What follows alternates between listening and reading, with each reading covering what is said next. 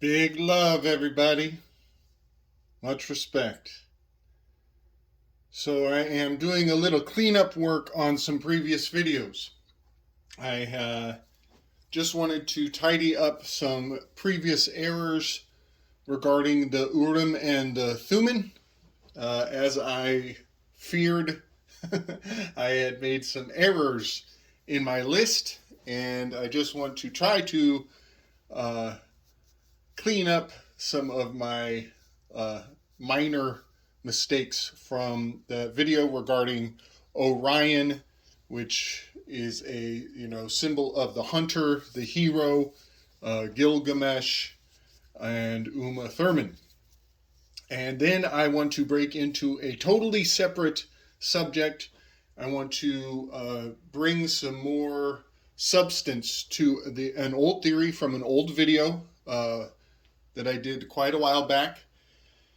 And we touched on this subject in the Weaving Spiders episode that I was completely honored to be a part of this last weekend. And I'm going to link that show in the notes below. I'm also going to link a very long episode, I guess an hour plus, of Uberboyo, one of my favorite YouTube channels. He and his friend are waxing deep on Carl Jung. But that will be the second subject I want to touch on in my substantiating further that Peter Parker and Spider-Man are Carl Jung in Philemon. So, we'll start with the Urim and the Thummim. I made a tragic error in my previous videos. You'll notice I have switched the names. In my previous video, I had the Thummim on the left, the Urim on the right, and I have now switched them around. Tricky. Keep an eye on me. Watch me as I go. Mostly because it is presented in this order. When you speak of this concept, the Urim comes first, the Thummim comes second. However, as I mentioned before, with Bastrophodon writing and culturally, when things cross over from the east to the west, in the east, their language is in reverse order. So what comes first becomes last. What comes last becomes first. There's a flipping when you go from the east to the west. So it can be quite confusing, but having a good cultural compass, can help clarify why this duality gets flip-flopped as the story progresses into different cultures.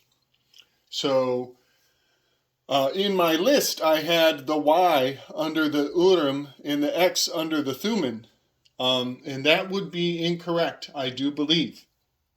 In terms of gender, chromosomally, the Urim is the yes. Yep, the Urim is the yes, but I believe it is the X. The Thummim is the no, but I believe it is the Y. And that is, I'm being gender specific. I believe that the X of the Urim and the chromosome of X is feminine. This is the feminine side of those two. And Thummim would be the masculine side, and that is the Y, chromosomally. Also, I would point out, I spoke before that odd numbers are masculine, Adam, and even numbers are feminine. And here you have the 4 points of the X, and this has the 3 points of the Y. So it holds true to the 7th truth of the Hermetic order, that all is gender.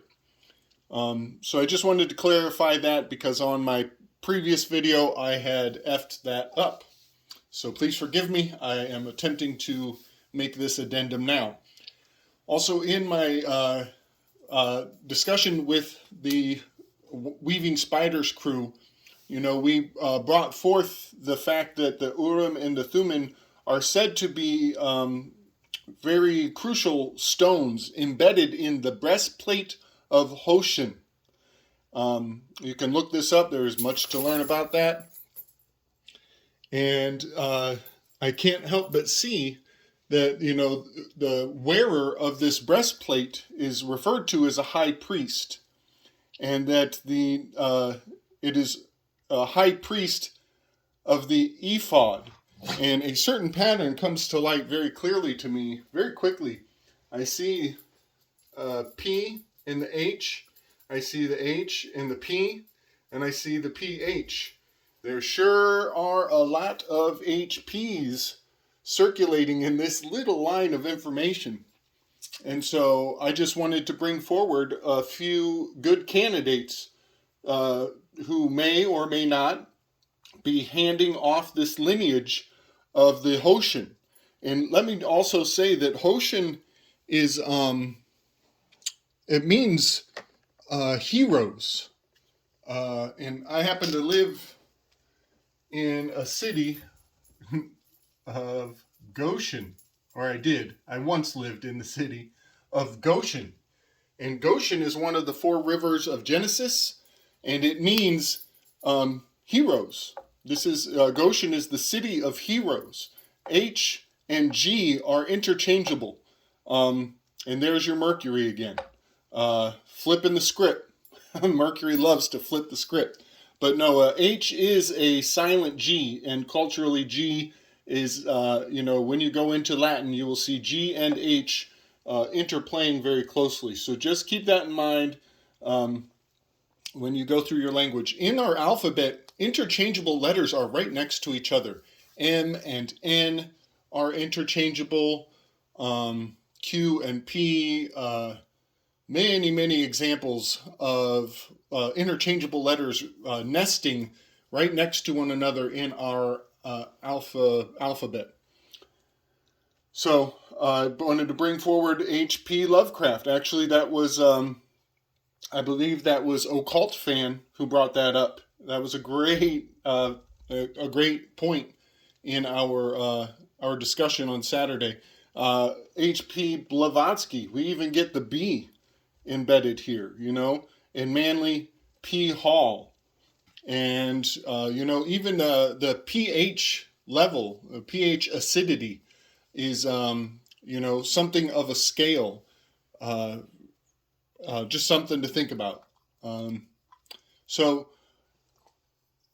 pretty sure there are more examples. If anybody can think of any examples, drop them on me in the comments. I'd love to see, to make this list a little longer. And it can't just be anybody, any HP you find. They have to have that priestly value. Let's see, this is the High Priestess card, is the card number 2 in the tarot, is the High Priestess. And card number 5 in the tarot is the Hierophant.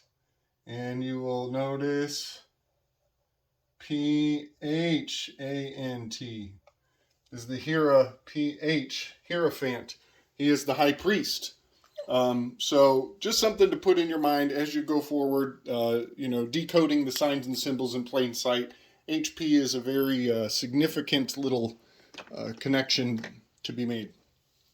I ended my list pointing out that the Urim and the Thummim are very likely, based on Michael Wann's assessment, related to the Herkimer diamonds and the anthracite coal found at the end of the Y juncture at I believe it's the beginning of the Susquehanna River. It's very profound.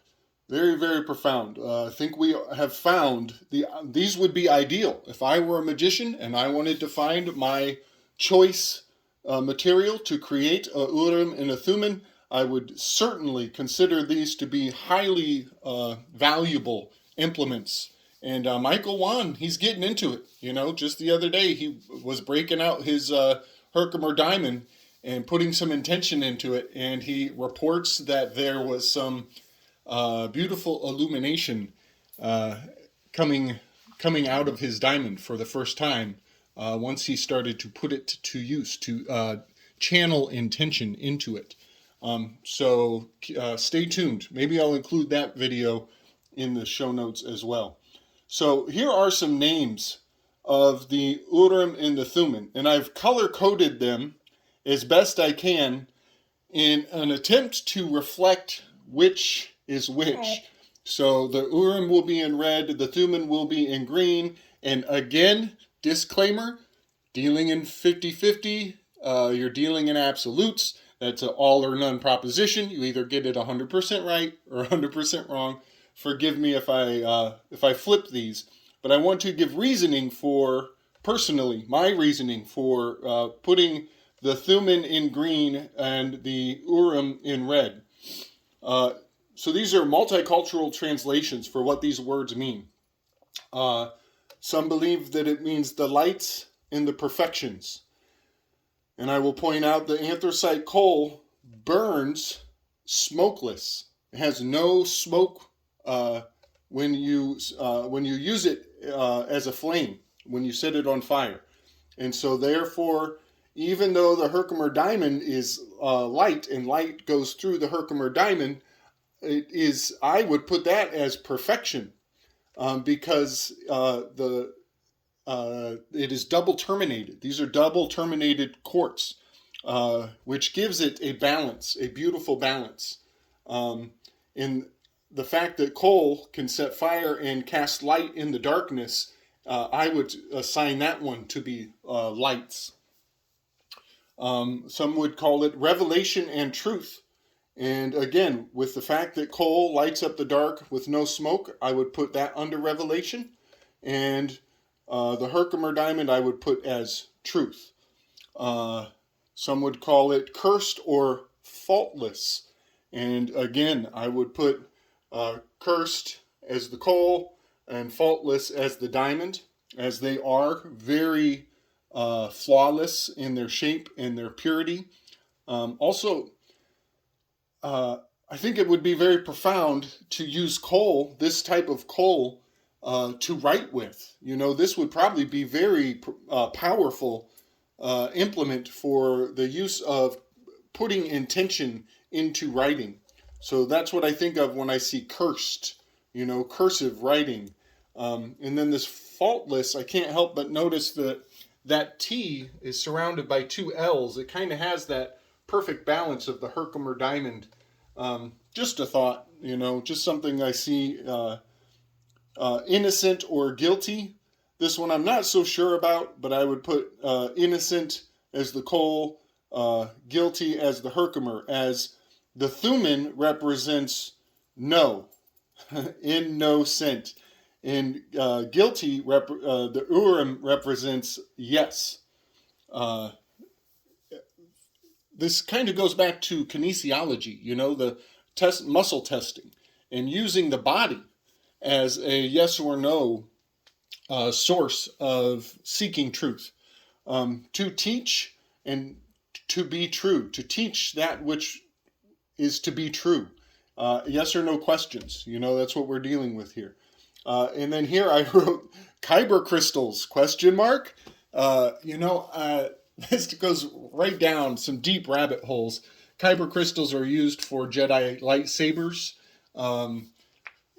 And I believe that, you know, George Lucas was putting elements of truth, you know, little Easter eggs of truth woven into fiction in a very deep way. And, you know, I will also point out, you know, some aspects of fiction. I'm just going to bring some aspects of fiction into this, as we have fiction writers and, you know, truth weavers and cult leaders. You know, the whole Star Wars thing is has quite the cult following. I would just want to bring forward, you know, there are a couple points in history where are myths of decoder glasses. You know, we have our 3D glasses with the blue and the red lens. Reminds me very much of the Herkimer and the anthracite. Um, some of those myths originate with Benjamin Franklin. It said that Benjamin Franklin had decoder glasses. Anybody who's seen the uh, Nicolas Cage movie where he's a American treasure hunt, I forget, but they get into the decoder glasses.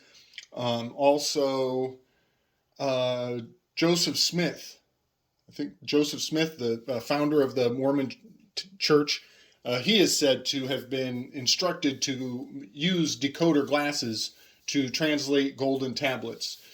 So just a lot of mythology has the concept of the Urim and the Thummim woven into it, as we mentioned with the use of Uma Thurman embodying the hero of Orion in the sky. And again, if you haven't seen that video, Orion consists of a pentagon above a hexagon, and that's the 5 over the 6, and that I do believe represents the 2 stones of Hercules, determining the fates of men. So I'm going to just drop that off and hope that that clarifies some of my mistakes in my previous videos. As I go back and watch my own stuff, I see plenty of mistakes. So, if you guys see me dropping the ball, feel free to call me out. I am not so prideful as to, reject critical, constructive criticism by any means. So, jumping into Peter Parker. Peter Parker is, the more I look at this, the more I study Carl Jung, the more I realize that Peter Parker is certainly a archetype of Carl Gustav Jung. And I've done a whole video on this before, and it was kind of a rough draft. I'm trying to solidify this and take it to deeper levels and see what the implications are. And the implications, it jumps right into Christopher Knowles, his work on The Gods Wear Spandex. And I'm not sure if he mentioned this in his book, but there is a word that was used in the World Wars, World War II in particular, where the Germans of the day, particularly those of the Nazi persuasion, they invented a concept called Weltanschauungskrieg. That's Weltanschauungskrieg, all one word, if you care to look it up. Would have taken up my whole board to write that out. But the definition of Weltanschauungskrieg is worldview warfare. And so I just want to put, Christopher Knowles, Our Gods Wear Spandex, and worldview warfare into the context of our heroes conveying archetypal concepts into the collective consciousness. And this is dangerous territory. I happen to like Carl Gustav Jung. I like him a lot. I like his insights. I like what he's taught the masses. But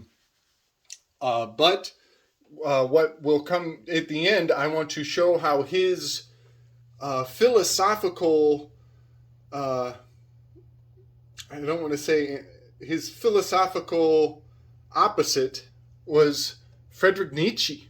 And Nietzsche came before Carl Jung and had made quite a mess of the world philosophically. And Carl Jung was trying to put things right again, was trying to make answers for what Nietzsche had left as, very destructive nihilism, and which led to the world wars. So I will point out, Peter Parker is the youngest Avenger. And I believe that, Peter Parker equals Carl Jung. But Spider-Man, Peter Parker's alter ego, equals Philemon, who was the daemon, the genius, the higher self of Carl Jung. And Carl Jung's relationship to Philemon and the struggle, the dynamic play of their relationship to one another is very similar to Peter Parker in his relationship to his alter ego, his Ho Shin, his higher self, his daemon. Further evidence of this corollary is that Peter Parker was handed a pair of glasses named Edith, and Edith had that name. It was an acronym for "Even Dead, I'm the Hero," and that was a quip from Sparks from Iron Man, telling Peter Parker that you're still going to need my help, even though he died in the final Avengers movie. So Edith is not a mistake that Peter Parker was given Edith as a decoder glasses. Going back to the Urim and the Thummim, Carl Jung had a student named Edith Rockefeller, and she came to study with him for 8 years. And she went on to do to influence the consciousness of America in a very profound way. She was a big mover and shaker. She was the daughter of John D. Rockefeller, and here we have John D. Anybody who knows about John D., he was looking through crystals to divine the spiritual world, to see into the spiritual world. So having John D. as her father, her name is Edith, and in Spider-Man, Edith is given to Peter Parker as a pair of decoder glasses, a way to see the world. And Carl Jung is quite a pair of decoder glasses for me, personally. Seeing the world through Jung's philosophy gives you a whole nother layer of the Matrix. And here we also have the They Live glasses, and we have the glasses from the Matrix, all leading back to John D. through Edith Rockefeller, handed to Peter Parker, who is the youngest Avenger. So she was also the wife of Harold Fowler McCormick, and when you see McCormick, you will recognize that as a another corporate name in America. We got the Rockefellers, the McCormicks. She is the nexus point of these empires. I'm pretty sure there's probably some writing out there, biography on her, and it's probably some amazing rabbit holes or anthill holes to delve into the underworld of reality. So just last night, this is from a video that I'm going to link in the notes below. I found a quote that Uberboyo was pondering with his co-host, who I forget his name, but they were flashing through some of Carl Jung's quotes, and this stood out to me, and this is actually what motivated me to reinforce this entire concept when I found out that one of Jung's quotes reads thusly: "I have taken over Faust as my heritage, and moreover as the advocate and avenger of Philemon, who, unlike Faust, the Ubermensch, are the host of the gods in a God-forsaken age." How about that, folks? How about that?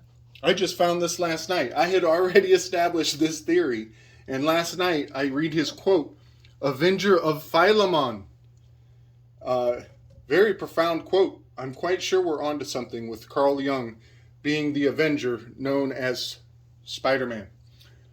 So I want to point out some other famous influencers of human consciousness, foundational, fundamental, ancient forefathers of thought, and how they all had relationships with a daemon, a higher self, a level of consciousness that brought information to them to inspire them, to guide them and direct them, and how that has influenced our worldview. And here we go, back to our gods wear spandex and the worldview warfare of the German Nazi Party.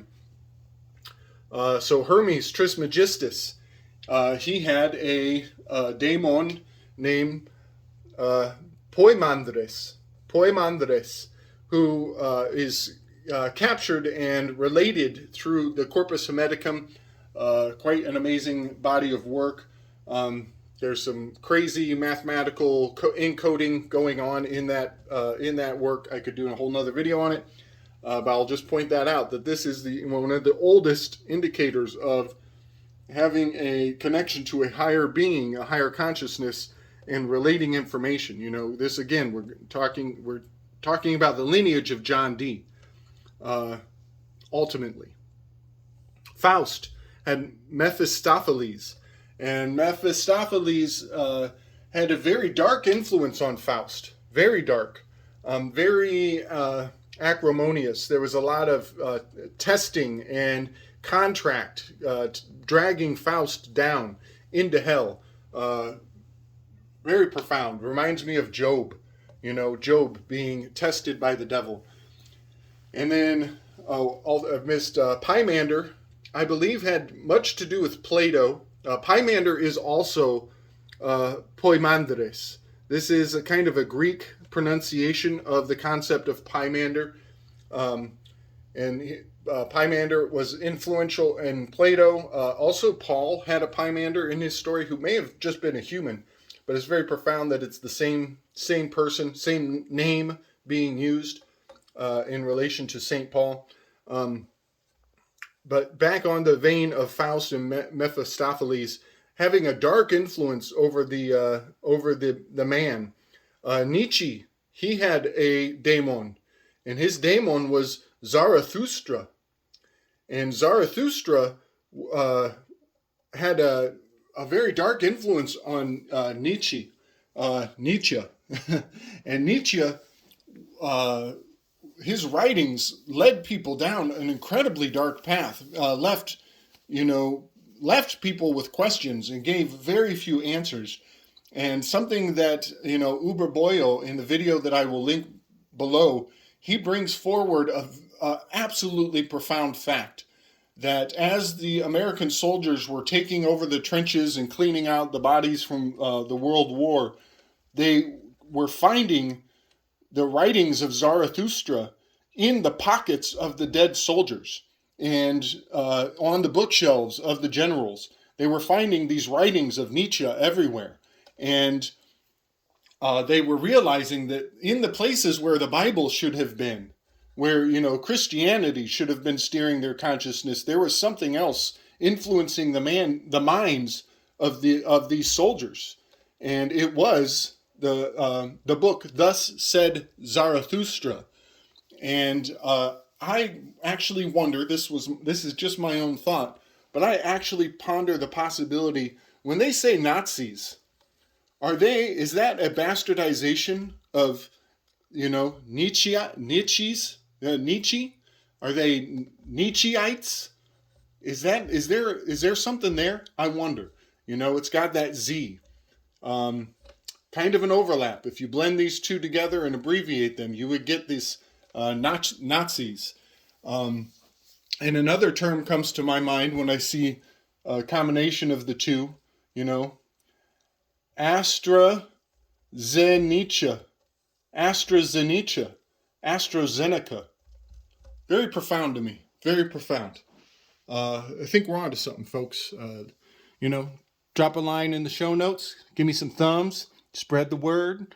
Much love and respect, y'all. Peace.